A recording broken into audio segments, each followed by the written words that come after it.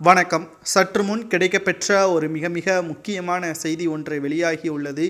Edappadi பழனிசாமியின் MLA பதவி பறிபோகும். 2026 சட்டமன்ற தேர்தலில் சேலம் தொகுதியில் எடப்பாடி பழனிசாமி அவர்கள் போட்டியிட்டால் அவரது எம்எல்ஏ பதவி பறிபோகும் என்பதற்கேற்ப தற்பொழுது செய்திகள் நமக்கு கிடைக்கப்பெற்றுள்ளது.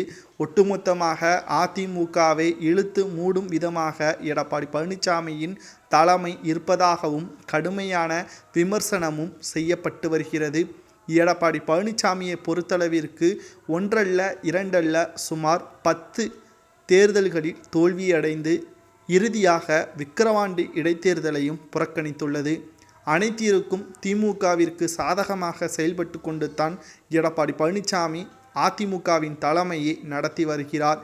அவசர செயற்குழு கூட்டமாக இருக்கட்டும், அவசர ஆலோசனை கூட்டமாக இருக்கட்டும், அனைத்திலும் எடப்பாடி பழனிசாமி தன்னிச்சையாகவும் சில முக்கியமான மாஜி அமைச்சர்களது பேச்சை கேட்டு செயல்படுவதாகவும் பல்வேறு புகார்களும் எழுதப்பட்டு வருகிறது.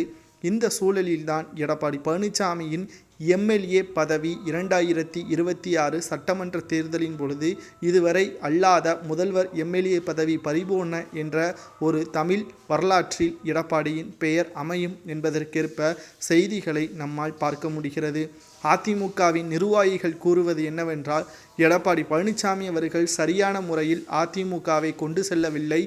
குறிப்பாக நிர்வாகிகளையும் மாவட்ட செயலாளர்களையும் அனுசரித்து அவர்களது கொள்கை என்ன, அதாவது அதிமுகவின் கொள்கைகளை சரியான முறையில் அவர்கள் பின்பற்றி வருகிறார்கள்.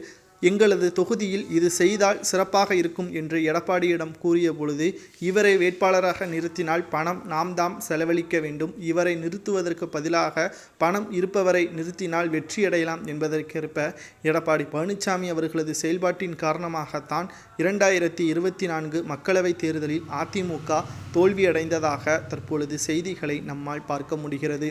மீண்டும் ஒரே தவறை தான் எடப்பாடி பழனிசாமி அவர்கள் செய்து வருகிறார். 2026 சட்டமன்ற தேர்தலில் அதிமுக வேட்பாளராக எடப்பாடி பழனிசாமி அவர்கள் எந்த தொகுதியில் களமிறங்கினாலும் அவர் தோற்கடிக்கப்படுவார் என்ற தகவலும் தற்பொழுது வெளியாகியிருக்கிறது. எடப்பாடி பழனிசாமியை பொறுத்தளவிற்கு மிகப்பெரிய ஒரு ஆளுமை இல்லாத தலைவராகத்தான் அதிமுகவில் செயல்படுகிறார்.